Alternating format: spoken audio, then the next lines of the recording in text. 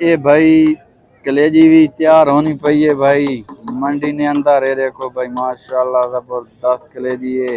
रेहान भाई हैं साडे त्रग शरीफ ने मेला ते कलेजी लेने भाई। अगर वञाए तो तुसां सिर्फ ये पता कराए कि रेहान भाई किथे बैठा है उसे को बुलाए। ये रेहान भाई है ते बड़ी जबरदस्त माशाल्लाह खादी हुई है कलेजी आसा भाई कोई शक को नहीं।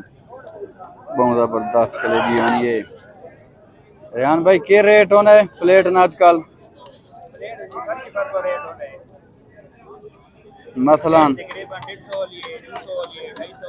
अच्छा 150 तो चाह के 300 ताई थाको भाई मिल वैसी फर्की फर्की रेट है भाई। महंगाई ना दौर है आजकल भाई रेट से थीने रहने आपको पता है। ते ये दिल होवे खोन वास्ते बंदे को तो पैसे नहीं लिखी कोई मसला ही नहीं। ये देखो भाई जबरदस्त करे दिए ते ठीक है रेहान भाई बात अल्लाह के हवाले। ओके अल्लाह हाफिज़ भाई।